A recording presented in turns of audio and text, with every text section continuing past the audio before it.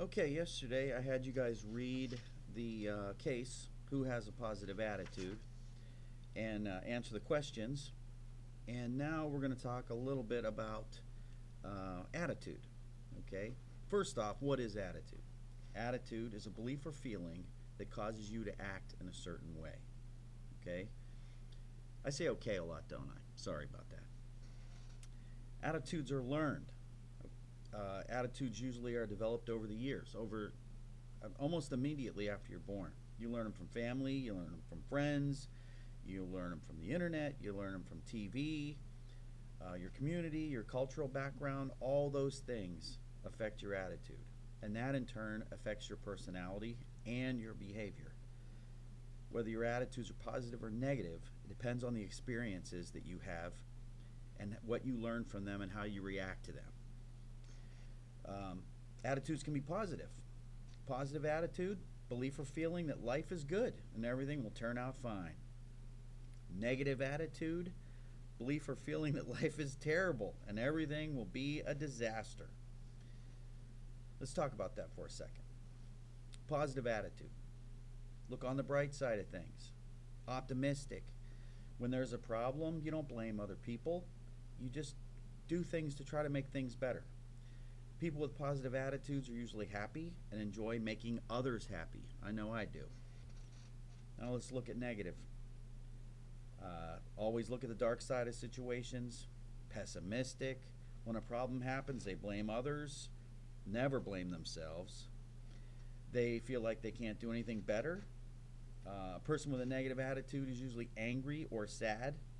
I know some people like that.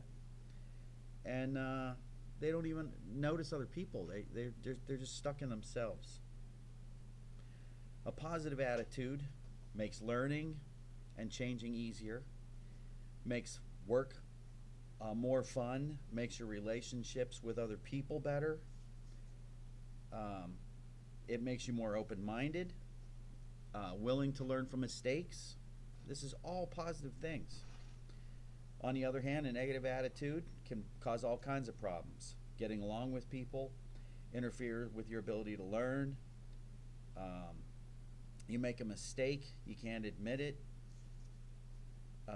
You don't think you did anything wrong because you don't see it. Your attitude towards other people is negative. You're closed-minded. It just goes on and on. So, let's get back to just regular attitudes. Attitudes reflect your values. And your values, if you'll remember, are the things that are important to you.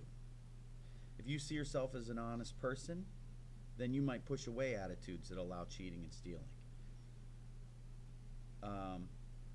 You see yourself as a punctual person, you might push attitudes away about coming to work late.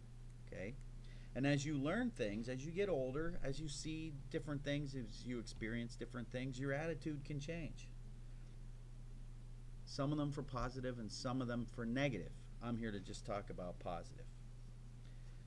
So the big thing I want you to do is, when you're in certain situations, at work, at home, with friends, whatever, pay attention to how people respond to your words and actions. Okay?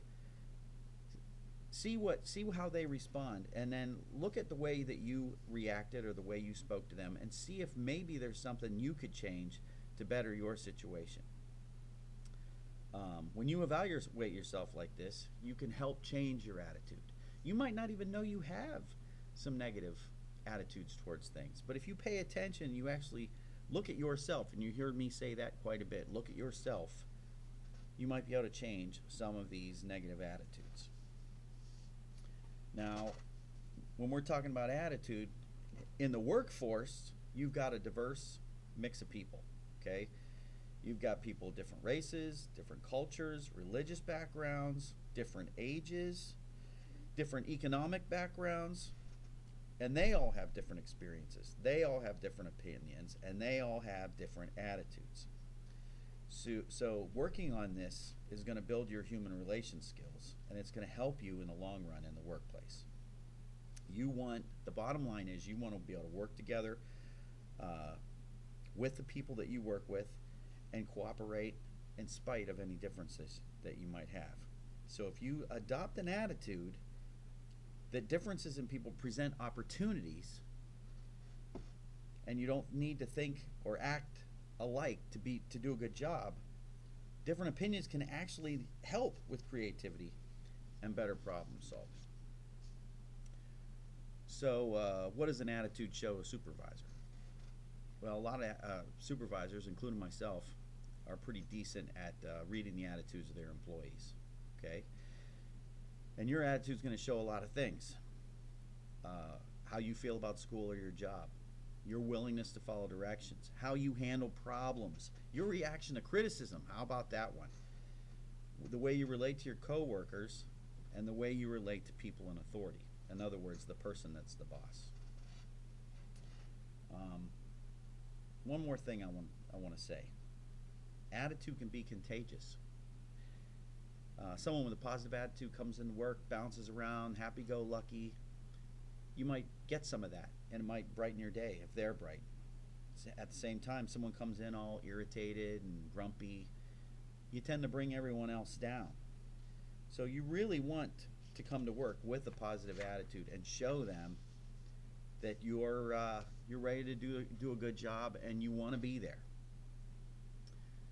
Okay, so let's go on to our assignment. But I'm going to read it to you because I feel like being a good guy today. Case, a new coworker. You have a part-time job in the inventory department of a large retail store. The job requires that you work closely with another coworker. The two of you have a lot in common: the same sense of humor, work ethic, and outside interests. You become good friends and look forward to going to work every day. You challenge each other and invent ways to get more work done faster. Then your friend decides to leave for another job. You will miss her, but know that you will have an opportunity to build another good relationship. Your new coworker is older than you.